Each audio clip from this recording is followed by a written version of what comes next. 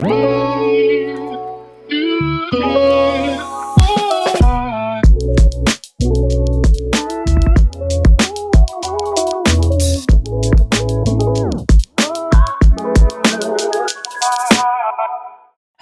and welcome to Real Menopause Talk.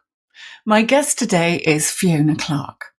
Fiona is a massively well-respected voice in the menopause world and a journalist and health writer, now with more than 20 years' experience in writing for publications that go to medical practitioners as well as consumers.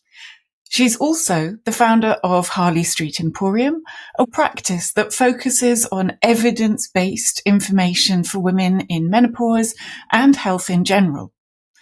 Fiona's interest in menopause was sparked by two things, really.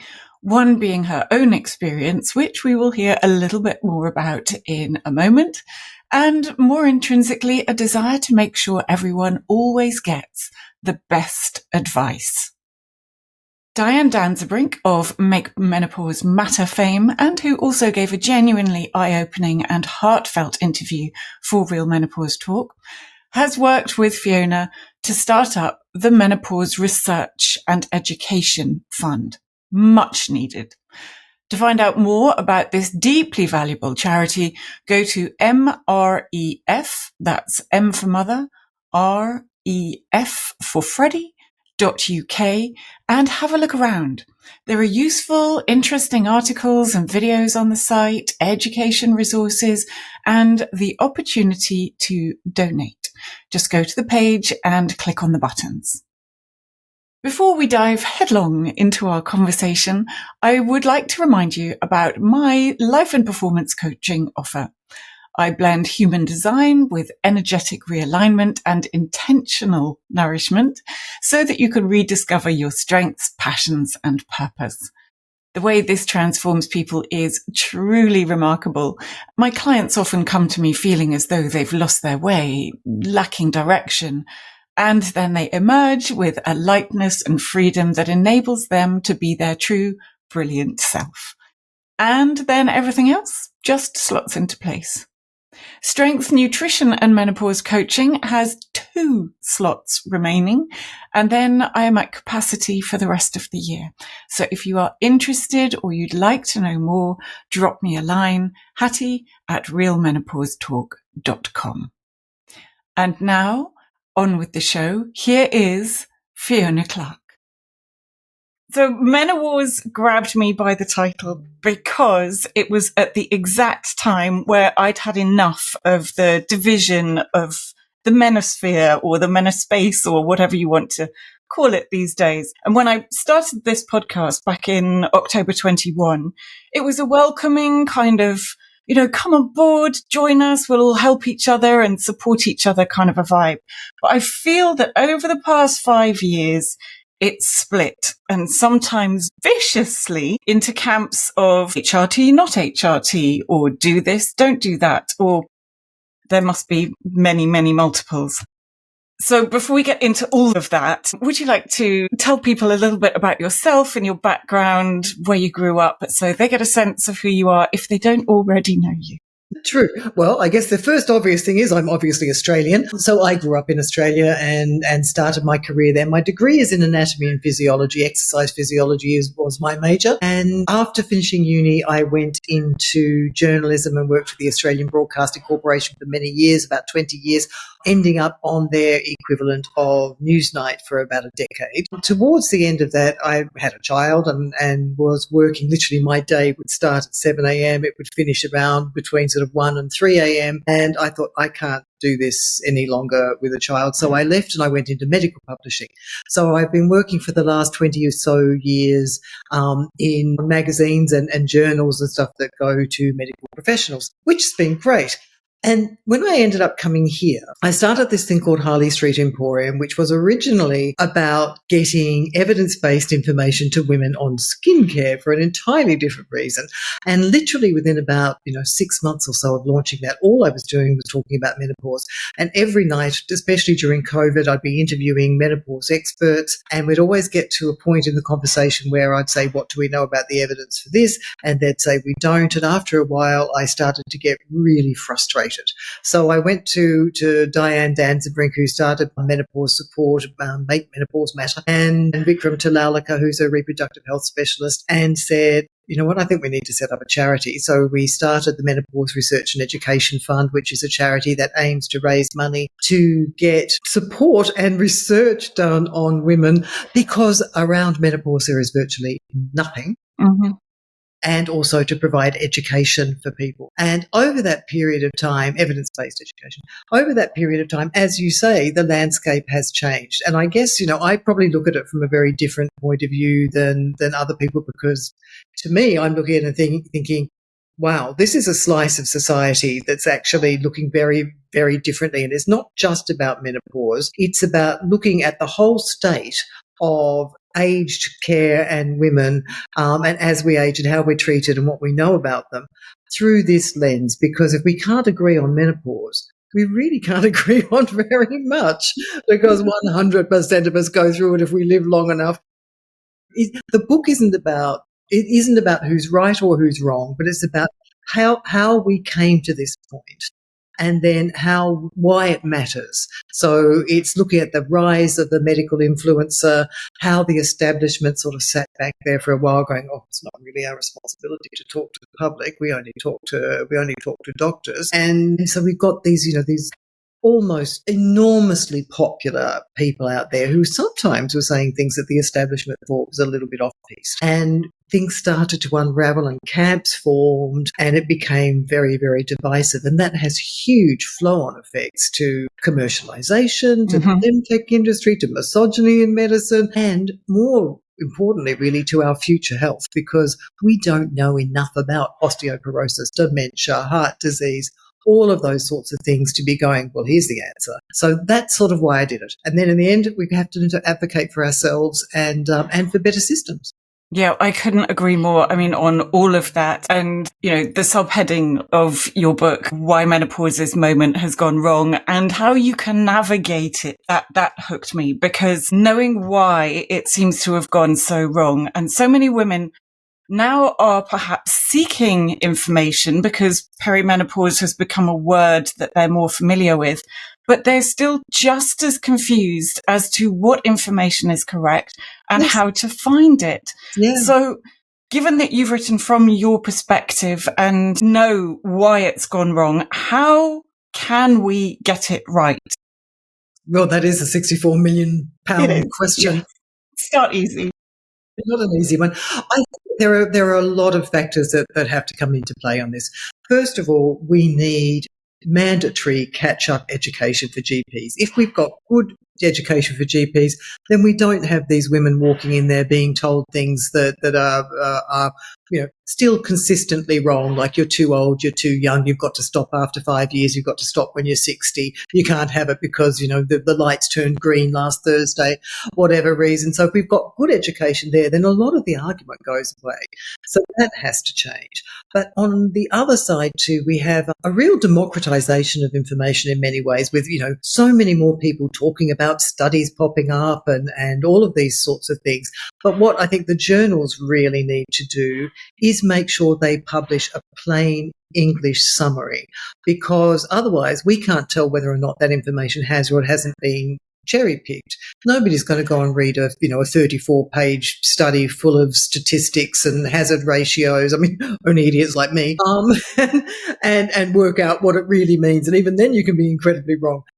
I think we need much more plain English, open and available summaries. And we also need to make sure that we get in mainstream newspapers, not just health information, but political information as well. Politics and health both have to come out from behind the paywalls. Mm-hmm. Because otherwise we literally are just, I don't know what your feed is like, but the feed on my phone is scary. Yeah. It is quite it's an algorithm-filled delivery vehicle for what they think you want to see. And if you're liking X person or Y person, then you're only getting a diet of their view. Mm-hmm. And you're then not open to what's happening elsewhere. And we need balance in this. We really do. And even as people who work in the menosphere, it's very easy, and even right from the very beginning, actually, because of the algorithm, to wake up and go, oh, everyone knows everything, why bother? But actually, the more you go out, the more people still have no clue. And that's not to do them disservice by any stretch. It's just that information is either not there or it's woefully incorrect still. But then not only should our GPs be getting education, which I believe is now on their, here it comes again, the whole word loss thing, their curriculum. So the new upcoming GPs have menopause as part of what they need to learn, but our current ones need, like you said, the catch up. But then we have this global division as well. So the US have, well, more than one opinion, but quite often one opinion that conflicts with the UK. So yet again, and then Australia has another one, although I have to look to Australia for guidance because it seems like they've got something right, not least that testosterone is available not only through private healthcare over there, but it's now the female version is available to women. So is there any way of unpicking all of that as well? Because yes, once you get this algorithm and it can get quite sinister, where do we find the common ground at least? Yeah, this is how we break that down, how we get people back from being very defensive and arguing about everything. And they really are at the moment, and it doesn't seem to stop. How to just calm everybody down and get them back to a point where they can speak. And there's another thing that's boiling away at the moment, which is coming out of Australia, and it's a Substack that's been written by a lady who is saying that the IMS, so the International Menopause Society, the Australasian Menopause Society, and the British Menopause Society, between 2014 and 2023, got their guidelines wrong, and they put women's lives at risk. And so basically the argument behind it is that a particular form of progesterone had on its manufacturer's box of how to use it if you were using it sequentially 200 milligrams. And the IMS, AMS and BMS adopted guidelines said 100 was enough. And so her claim is then that, well, by not following the manufacturer's recommendations, you've put these people's endometriums at risk because you weren't giving them enough progesterone.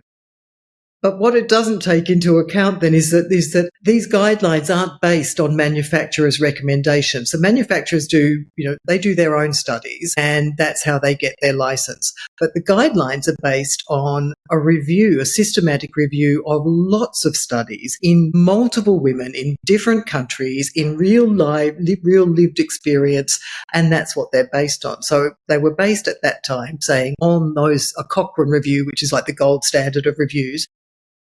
And so they were based on that. So they did change in 2023, and they did change it to 200 for sequential, based more on current data. Things change. Mm-hmm. Yes. And to say then that, okay, women's reproductive health or their endometrium was put at risk, you require data to say that. And if you look at the data between 2001 and 2021, endometrial cancers have gone up in younger age groups. They've gone up in the very older age groups, but they've actually gone down in the 40 to 69 or 49 to 69-year-old, 50 to 69-year-old group. 50 to 69-year-old group. And they would be the ones who would have been taking this prometrium or this progesterone at that time. So, there are other factors that come into play as well. Obesity, lifestyle, they all affect endometrial cancer as well. So it's probably more likely the obesity which has affected younger people and possibly older ones, but in that particular group that would have had the progesterone, or more likely to have the progesterone, it's actually gone down. So, but the argument in the end, then people sort of go, the establishment has stabbed us in the back again. They're gatekeepers of information. They make mistakes. They probably do make mistakes. But if you're going to do it, you have to really have the evidence behind before you make the allegation, because those types of things undermine trust again.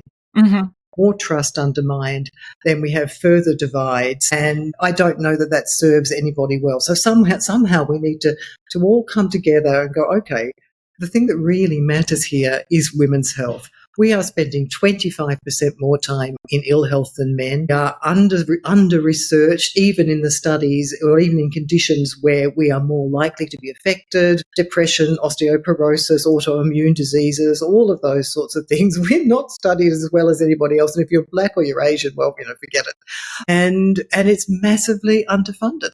Mm-hmm. So we need to change those sorts of things so we can actually get more evidence and just bring people together and go, women's health matters here, not who's right and who's wrong and who's saying what.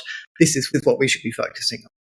Someone drew attention to the fact that research on women is wildly inconvenient. And this is somebody who is keen on researching women. So hear me out here, because we're cyclical creatures. And if you had two studies, one on men and one on women, if you wanted to get meaningful data, you have to do more than, say, 3 or 4 people. So let's say you have 100 men, 100 women. We go, all right, Monday is go day. Men, off you go. Women, we go, right, okay, day 1 of your cycle is go day.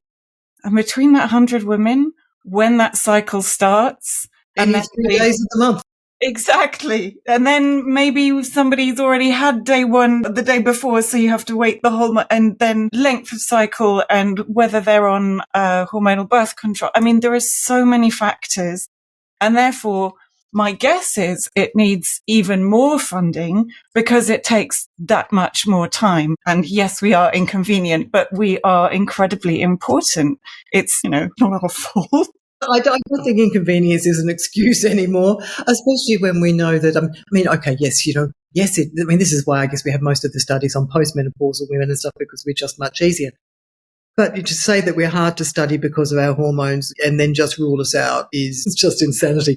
We have way more adverse reactions. We end up taking way more medications because of all of the chronic diseases that we do have. We're more likely to live in poverty, be victims of domestic abuse, suffer from depression and the other chronic illnesses and those kinds of things. So, we absolutely have to be tested on, because you cannot say that there's just more adverse reactions among women because they're taking more drugs and they're just small men. It's just not true.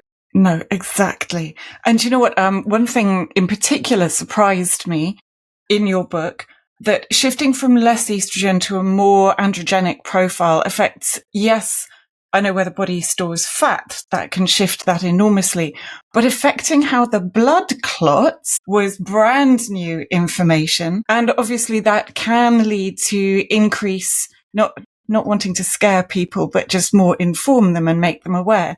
It leads to an increased risk of heart disease or strokes or TIAs. So what else? Again, you've just mentioned that we suffer more. I think there was a piece in your chapter about cardiometabolic disease as well, that we are made to wait longer in hospital, which is frankly adding insult to injury. Less likely to be diagnosed of a heart attack, and yet, yes, have different symptoms. But from bitter personal experience, I do believe also we have potentially a higher pain threshold, and we've been conditioned not to make a fuss. Yes. Both of which do not go in our favour at all. So what else should women be aware of? What should they be looking out for? And how do they advocate for themselves? Should they be in an emergency? Very good question. I think the androgenic profile is there are so many different types of progestins and progesterone now that it's just a matter of your doctor just really needs to know your history, and then they can pick the right one for you. I think the interesting thing about heart attacks is, and we hear this all the time, women have different heart attacks to men. Yes and no. So we always like to be very black and white. In fact, actually, I was doing a thing the other night where a doctor said, yeah, women have different types of heart attacks than men. And it's like, sometimes we do. So there are lots of different types of heart attacks. There are the heart attacks that affect the big blood vessels, which men are more likely to have. And they're the ones where, they put the stent up to open the blood vessel again. And women do have those. But there are other ones, the Inoka, Anoka, and Minoka, which are not small Balearic Islands. There are 3 different types of heart attack that affect the small blood vessels. Now, Men have these too, but women are more likely to have those. So, and they do present slightly differently. It's not necessarily, I mean, you know, we still do have the chest crushing, you know, jaw pain, left arm, those kinds of things, but often we'll present with different types of symptoms and often we'll present later because they are different. And the worst thing about those ones is, and this is what happens when you get to the hospital, is because you don't have the rise in that enzyme that they're looking for that says, oh yeah, you've had a heart attack, because it's affected the heart differently and they're harder to pick up. They require different tests to be picked up. So that's why you'll often be sent home saying, oh no, you're fine. You've just, you know, eaten wrong, it's reflux, it's whatever it is. And then you're more likely to die, unfortunately. So they need to stop thinking about, this is what the British Heart Foundation says as well, stop saying atypical heart, because that diverts people away from it being a heart issue, and do the proper tests that go on and look for those other microvascular changes. It's going to take a while for people to for that to filter through. Yeah, unfortunately it is. I think many of us take our hearts for granted and just assume it's all completely fine until there is those warning signs that we would have had of the reflux or the tightness in the chest and those sorts of stuff. You know, if my husband says to me, I'm having difficulty breathing and my chest is sore, the first thing I think is, have you got any left arm pain? Is there any pain in your jaw? Is your back sore? Do we need to go up to the hospital right away? If I say it to him, he just sort of looks at me like, yeah.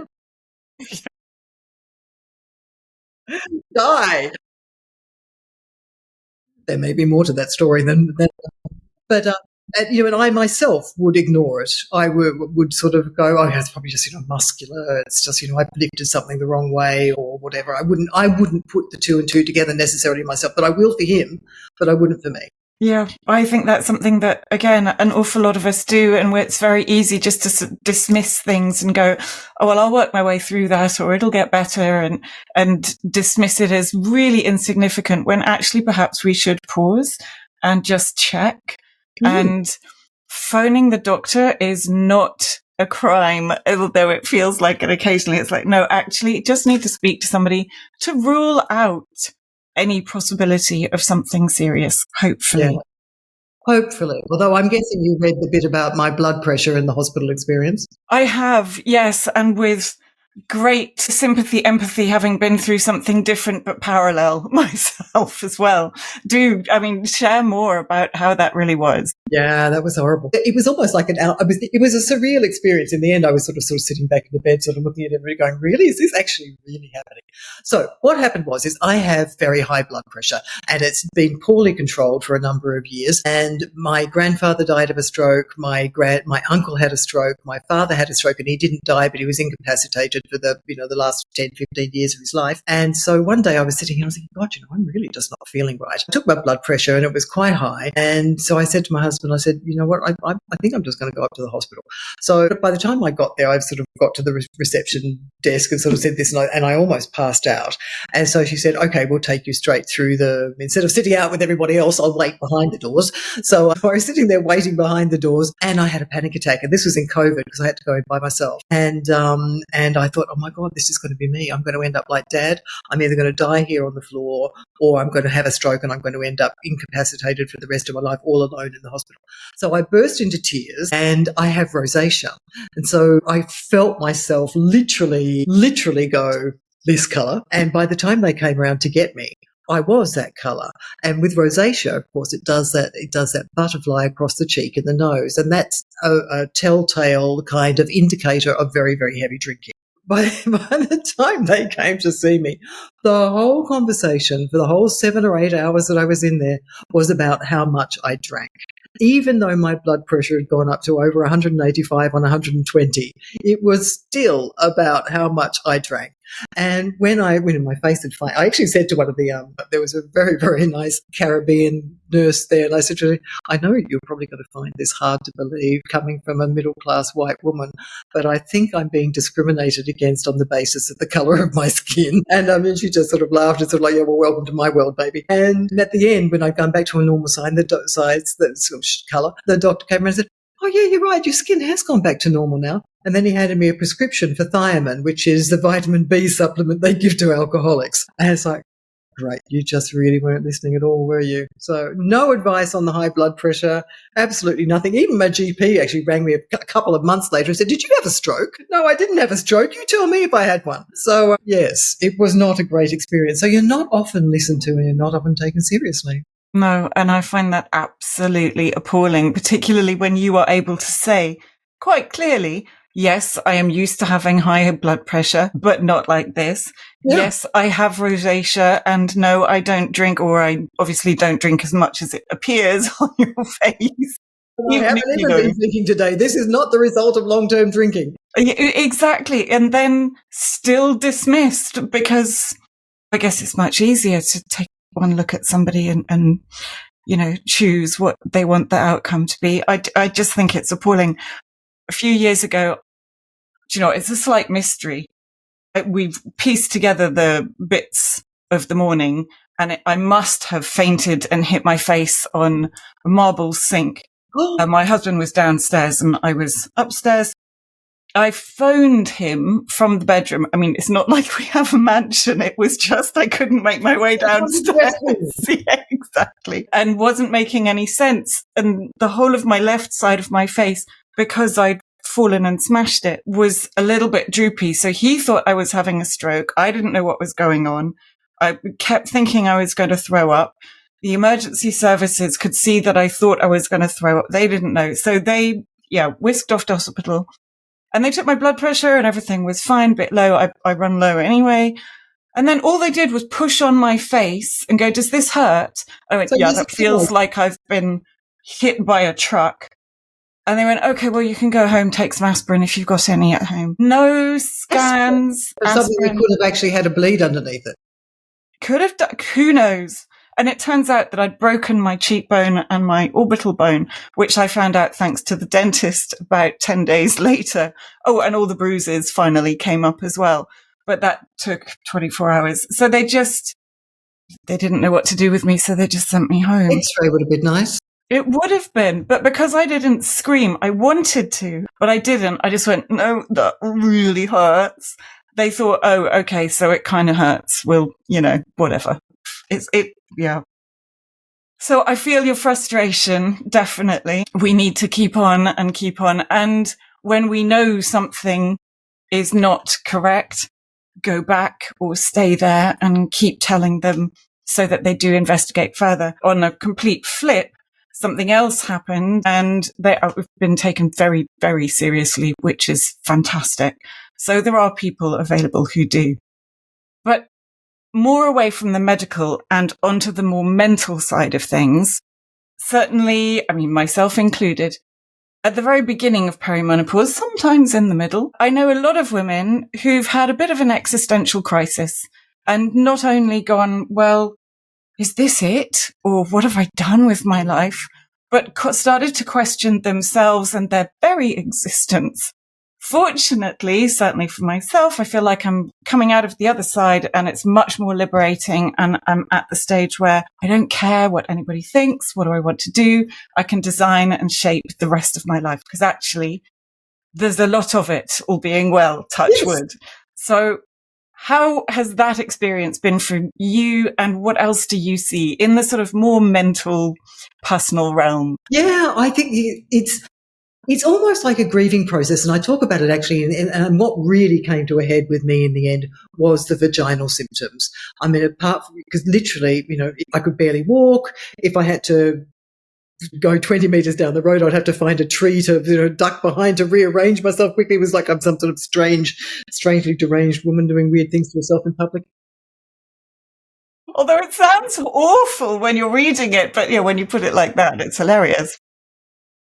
Was really uncomfortable. And sex was obviously incredibly difficult. And I do remember sort of sitting thinking, my God, is this what it's come to? Everything's gone south. I can't even have sex anymore. I can't have children. I can't have sex. All of the things that I'm supposed to be important for. I'm starting to look like a bucket of poo. I know that these things all sound very vanity based, but, they also come down to a sort of sense of grieving for yourself. You can't concentrate properly. You think you're no longer efficient in what you're doing or as efficient as what you're doing. So all of these sort of things come together and it does become a bit of a grieving point. And as you said, I went through that and I now look back and I kind of think, it is a bit of a grief, but is this what happened? Is this what you go through? Is this what they talk about when it's the other side? Because this whole sort of thing about, you'll be all right on the other side. Well, symptom-wise, you may not necessarily be that way. The fatigue, the headaches, the genitourinary, all of those sorts of things will still persist. Is the good menopause the fact that you've come to terms now with you? Is that what it is? It's you are no longer grieving about the things that you think that you've lost, because I don't think in the end I've really lost anything. No, I don't feel that way at all. No, it's such a good question. Is that the sign of a good menopause, that actually is that what they talk about? You come to recognize yourself and also then find your strengths and lean into them and finally maybe actually enjoy them and all the other things that you do have to offer, because we're not just here for reproductive purposes. No, we're not. And I don't know if you saw this morning, Dr. Sarah Mackay in Australia, who's a neurologist, she was talking about a study that's just been published, and I love this. I could not love it more. It's basically looking at peak brain function, and 50 to 60, baby, peak brain function. So, we may not know where our glasses are or why we put the keys into the fridge, but we can still run businesses. We still have high executive thought. We still have all of those things that it takes to do our jobs properly. We might need a little bit more support. We might need a little bit more time. Who knows, some of us. But generally, we're not incompetent. So I think that that's an important thing for people to sort of understand. And it made me very, very happy to see that, especially when I tackle Germaine Greer in the book, and, because she calls post-menopause the antechamber to death. And I'm thinking, okay, we're post-menopausal depending on when you went through menopause. It could be 70 years, or for many of us, somewhere between 30 and 50 years. That's a long time to be sitting in an antechamber of death, and there's an awful lot you can do in that period of time. It's the equivalent of being born, finishing school, finishing university, and getting to a medium grade in your career, 30 years. So imagine what you can do until you're 80, 85. Exactly. And if you take the beginning of perimenopause all the way through to the rest of the end of your life, you're probably in the workforce, or very possibly in the workforce, for longer than you are pre-perimenopausally. And so let's make the most of it. I mean, absolutely. It's a very important time. And going through that period of just thinking, oh, well, that's it. And I think I was only 41. I'm now in my 50s going, oh my goodness, I knew nothing. I mean, I'm sure I still know nothing, but at least I know a tiny bit more than I did then, because maybe that was that then, but there is so much more to come. But I think that's also important, not just for the women to realize, but for everybody, so that our value as women in society hopefully increases, and certainly is not diminished by the fact that we're not 20 anymore. Yeah, exactly. And it certainly needs to, because especially now as the research is starting to come out on how much menopause is costing us economically, not to mention what's already in the past cost us economically in terms of lower pay during maternity leave, taking time off to care for kids. Then we become the sandwich generation and we have to look after our parents. Generally, the women who do this, we end up retiring often in poverty in comparison to men. And there's that horrendous, it was a very good study, but it's horrendous in terms of statistics, railway workers study that shows that women retire on around about £206,000 less than their equivalent male, which means that you have to work for 19 years to make up that money. So that will take you up to the age of 84. And with an average life expectancy of 83, you're still expected to work from the grave just to make up the lost money. And that doesn't even include the lost money that you had from taking time off, retiring early, changing jobs, changing hours because of menopause. So, we are really at a distinct disadvantage just by being born with ovaries, and that has to change because we don't deserve it. I agree. You've been working on your husband, so one of the things I really love, it made me laugh, is that he knows the difference between a Volvo and a vulva. Literally, we were sitting at the dining room. This is before I managed to get my vulva fixed. And I was sitting at the dining room table, as you do with my family. And I think, oh my God, somebody really needs to look at my vulva. And we said, but we don't drive a Volvo. It's like, no, we don't. That wasn't exactly what I was talking about. How did you segue into what you really meant? I'm talking about that Volvo. He literally has I don't think many men absolutely, I mean, they know how to make a baby, but they don't know anything else about women's reproductive health at all. But then again, I mean, if you think about it, and I talk about it in the book as well, having done anatomy, spent all that time in an anatomy lab chopping up bits of men, but not chopping up any bits of women, not looking, I mean, I literally do not remember looking at the vulva of a cadaver at all. And having had 20 years in medical publishing, nobody told me that this was going to happen to my vulva. I had no idea. It was a point that was brought up yesterday. I was giving a talk, and the man who asked a very valuable question, do you think women know? Men don't have a clue about perimenopause, or by and large anyway. But do you feel that women do? And I had to say, I don't think they do still. So it's very much up to us to get them young and educate the kids, literally the kids, so that they're not scared of it and they know how to manage it. Yeah. And it's an interesting thing too, because I know that, especially in different cultures and things, they say, oh, you can't talk about this sort of thing in front of men because they'll be mortally offended. But I live in a building that has a concierge at the front desk, and, while I was waiting for my book to arrive, every couple of days I was going down going, has my book arrived? Has my book arrived? And I think it got to the point where they were just looking at me like thinking, seriously, she thinks she's written it, but she hasn't. Finally, it did arrive, so I got it out. And he sort of said, oh, it's on menopause. What's it about? And so I'd started to describe, and I went through and I got to the sort of sexual health sort of stuff, and he was going, that's my wife. That is exactly her. I didn't know what was wrong. I thought it was me. And I sat there and I thought, oh, you poor thing. I mean, we really need to, I think we've got to stop worrying about offending people by saying vagina sex and painful sex and those sorts of things. Because if we don't say these things, we end up literally with the situation where relationships split up. And I can't tell you the number of women who've said to me, my husband's threatening to leave me because he won't believe me that sex is painful. We need to carry men through on this journey because that affects every part of life. It absolutely does. I mean, that's horrendous that people feel their husbands don't believe them. Well, the husbands have told them. So then you sort of think, oh my God, I don't know how to advise you on this. I mean, it's not my job to advise anybody on anything, but it's sort of the best I could really come up with was like, go to the GP yourself first, make an appointment with the GP, explain what's going on, then make another appointment and bring your husband in and get the GP to explain to your husband what is going on. If he doesn't believe you might believe them. Yeah.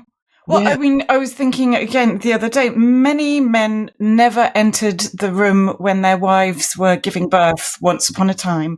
And now I feel... My husband's Eastern European and they're not allowed in the room. Are they still not? No. I mean, it's an interesting one. In Russia especially, you can argue to be allowed in, but generally, no. Gosh. Do you know what I am? I'm surprised because I feel now, certainly in the UK, certainly many men want to be present at the birth of their child, and that's considered more normal than them waiting in the corridor with their cigars once upon a time as well. Exactly. Or down the pub waiting for a call. Yes, exactly. So then, yes, the discussion about flooding and periods and all the things that are really not very pretty, but very much part of our lives, I think it's incredibly important. And if they're happy to see their children being born, then they need to know about all that's gone into that and what happens afterwards. Yeah. So they can support as well. But yes, wow. Because I would imagine that most men would not want to think that I'm causing pain to the person who I love. Yes, I will agree on that. Yeah, absolutely. So about your book then, where is it and how do people find it and anything else you want to share about it? Because it is such a cracking read with all the different points that you make, the different chapters. Every single one of them has great value and some of them in a different way. So yes, over to you. Well, it's available on Amazon and in most good bookstores, so I understand. Although somebody was telling me the other day they'd gone into Waterstones and said, could they have it? And they said, we don't have it, you'll have to order it. So I don't know. Anyway, at the moment, the Audible book is available for 9p, which means that people can listen to these dulcet tones for 8 hours and 40 minutes if they wish. I'm so glad you've read your own book. I mean, read it out loud for Audible, your own book, rather than got a voiceover to do it. Well, I kind of figured because it had my, It has my sarcasm in it. And I thought if anybody else were trying to be sarcastic like me, it just wouldn't sound genuine. So I thought, yeah, I'll do it. But basically, normally when you write a book, they give you 6 months. They gave me 10 weeks. So yeah, literally. Well, actually, to be fair, they did actually give me 12 weeks, but I got the contract on the 18th of December. Then I spent the next 2 weeks going, oh my God, what have I done? And then started writing on the 4th of January and had to have it in on the 7th of March. So it was written in well, that is actually 8 weeks, isn't it? Yeah, it was written in 8 weeks. They gave me 10 weeks. And so that was quick. But the audiobook, because I'm massively dyslexic, means I can't read. And so for me to read it, I was exhausted at the end of every session. I can literally make it through probably 1.5 sentences without stumbling. The numbers flip around. Words just turn into, words that aren't even in there appear. I don't know where they come from. So yeah, it was difficult. They said, a professional would take 3 days to read this, but they spread mine over 8 afternoons. And even with spreading it out like that at the end of every session, I was like at the back of the chair going, oh my God, I can hardly think. It was hard. I can imagine. Well, the concentration and yeah, if you slip up, I mean, good luck to the editor, frankly, because it's their job to tidy. Using systems now. I mean, because it's been, 20 years since I put my voice down. And so, before when you used to do it, you'd have to start over from the beginning of the sentence and start again. Whereas now they just play it back to you and just pick up from where you made a mistake. And it's actually very, very seamless, which is really good. Well, it's a very, very good system. But yes, there were a lot of pickups. So Amazon, hopefully Waterstones, and then internationally Amazon as well?